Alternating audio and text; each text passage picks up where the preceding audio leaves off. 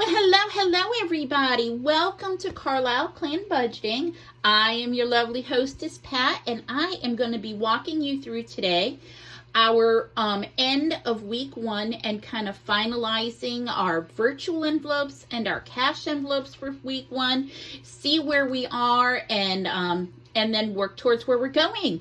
So I'd love for you to just take a look at how we budgeted.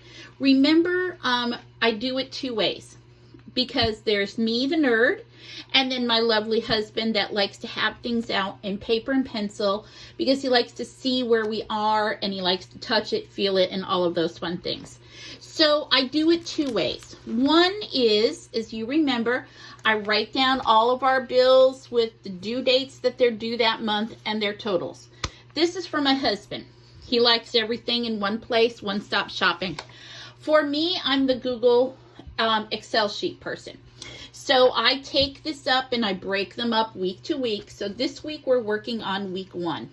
We filled our virtual envelopes and our cash envelopes last week, and now we're just going to talk about how we just kind of clean them out and close them out for the week.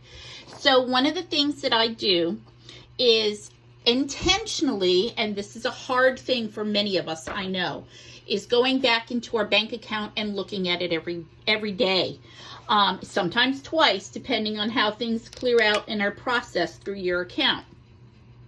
So what I do for my husband, so he knows a bill or a debt has been paid for that day or that week, is once it's taken out and cleared our account, I'm going to go ahead and highlight those that were taken out that week. So these were my virtual envelopes for the week, and they have already been processed out of our account, so I know that those virtual envelopes have now been destuffed, and they're back to zero until next month. For me, I like to do it on a Google spreadsheet, so I will just also highlight that they have been paid, but also mark in what my totals were for each of the cash envelopes I've done. And as you know, I like my little purple handy dandy one where I keep my cash envelopes in there. And I have one for food, gas, my personal, our emergency fund. And soon, once summer's over and I'm back to receiving my paychecks as normal again as a school teacher, we'll be going back to car, vacation, Christmas. We are working on our debt a little bit. So let's talk about the food budget. I budgeted $100 out for my food, and with my lovely little tracker, and you have to track because I have to know where things went. On July 3rd, we went to Walmart. We spent $33. That left us with $68.65. And then on the 5th, we went to Publix, spent $48.22. That left us with $20.43. Then on the 6th, we went to Winn-Dixie, spent $18.74. That left me with $1.69. So in my envelope, I have $1 and then my 69 cents in here. Now, one of the first savings things that we're doing is we're saving all of the change. So rather than leave it in my envelope week to week and have it roll over, we're putting it in my little handy dandy cup here. And we're going to add this all up once the cup is filled. And my husband and I have chosen that we're going to put this towards our debt snowball. So whatever is in this cup when it's filled, we'll count it up, we'll deposit it in, and we'll deposit it on our debt snowball that we're working on. And of course, if you watch that video, you know that we're working on one of our credit cards.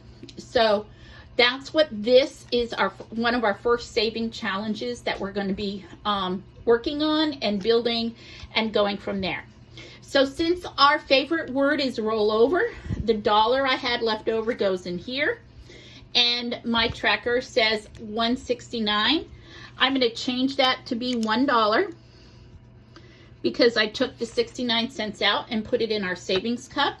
And I'll put my tracker back in here. So when I stuff my envelopes later, which will be a different video, we'll be able to go from there. With gas, we are very thankful that gas went down a little bit for the 4th of July weekend. So we only needed to put in $50 from BJ's. And if you have a BJ's or a Sam's Club or a Costco and they have a gas station near you, we've been able to save a little bit of money there. So we only had to put in $50 this week to fill it up. So that left me with $16. 10, 15, 16. Again, I'm going to roll it over because rolling it over is our very favorite thing. And we're going to roll over that money until we fill it up with when we're redoing and getting ready for week 2, which is in a separate video, and we will go from there. So at this point,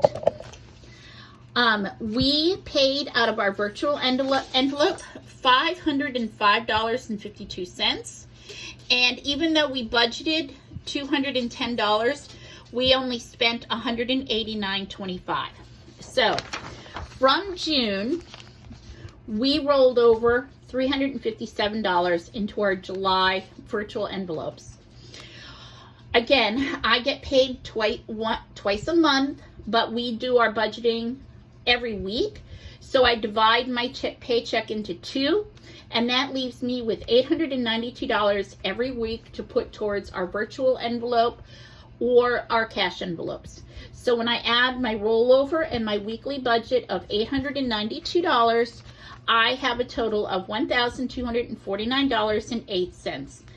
I'm gonna subtract my virtual envelopes, which was $505.52. So 505.52. 8 minus 2 is 6. 8. 5. 8 minus 5 is 3.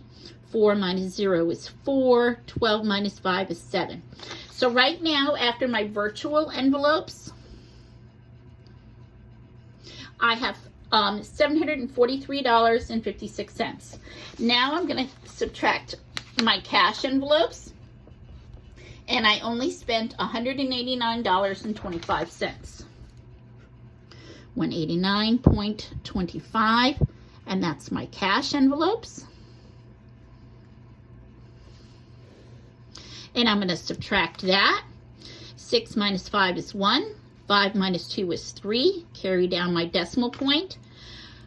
Carry this over. 13 minus 9 is 4.